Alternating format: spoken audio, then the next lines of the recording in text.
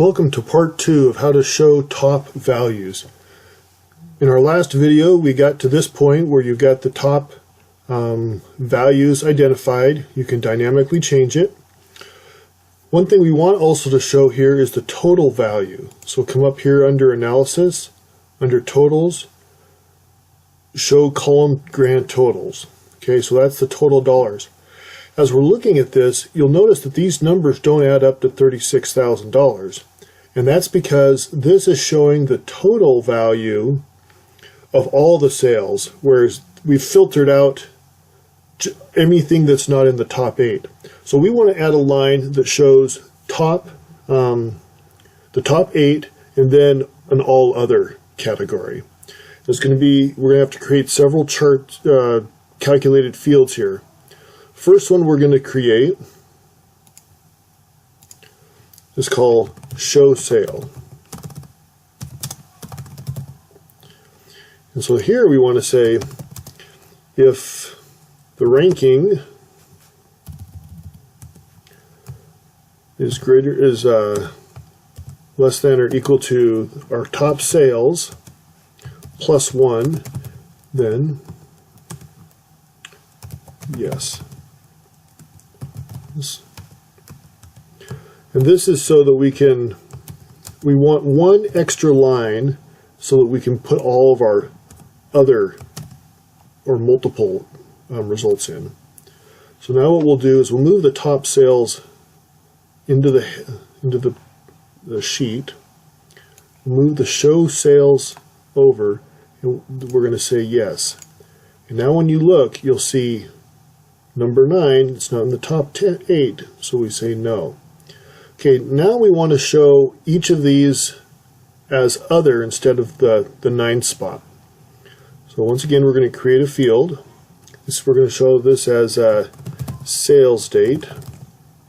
And once we get this set up, we're going to duplicate it. So if in top sales equals yes, then we want it to just pull over the order date. Else, we want it to show multiple.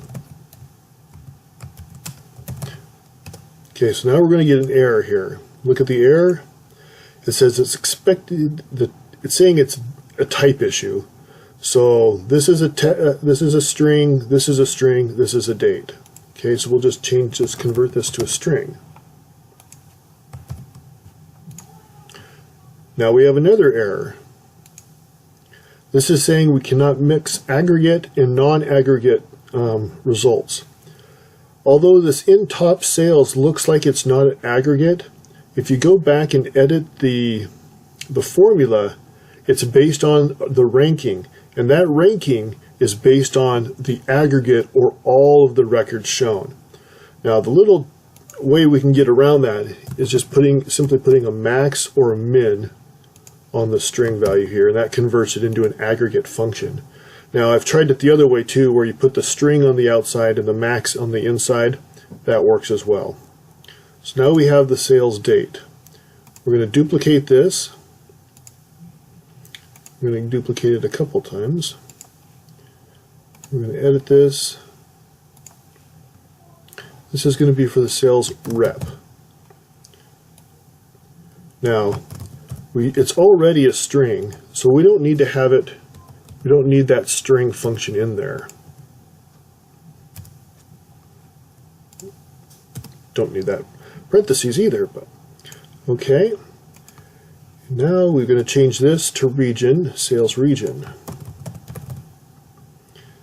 Once again, we don't need the string because the region is already a string.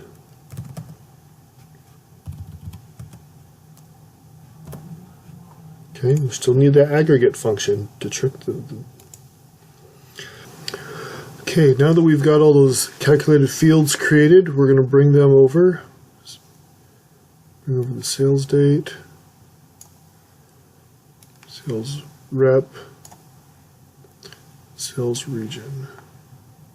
All right, and you can see that we're starting to see multiple. So now let's get rid of the rep, that we don't need that. But you're also noticing that if you get enough if you get too many up here in the rows pill, it starts scrunching them up. All right, so this is kind of what we want to see. This order date is still, we don't want to see that. We don't want to see the in the total sales. Let's hide that. Let's, for now, let's just go to the next step. So it's a little bit, we'll hide this. Actually, I'll show you something. If you get rid of the order date, it all collapses in on itself. Because you'll remember that the ranking is based on order date. So when that goes away, it just kind of collapses in on itself. Spiraling down. All right, so I'm just changing this so we can get this back over where it was. We'll just go ahead and, is this the right order? No, we need to sort this. We're going to sort this by total sales. We want it to be in descending order. So back to where we were. Okay, good. So we'll go ahead and hide this so we don't see that. Now we've run into a little bit of a problem here because these numbers don't total. The grand total is based on all the data and doesn't necessarily follow what's being shown here. So I went ahead and created another, kind of took a break, went ahead and created another calculated field. This is saying if it's in the top sales, we want to show it. We want to show the dollar value. And again, this has to be an aggregate value, so we've got sum. The next one is a little trickier. The next one says if it's not in the top sales, we want to take a total of that partition. We're going to sum up the total. We're starting with, this is the offset. Where do you want to start? We don't want to have any offset. And then we want to go to the end of the record. So we're saying, okay, when it's not in the top sales, we want to add all of these values, no offset, to the last record. Okay, so we'll get rid of that. We'll put that in there.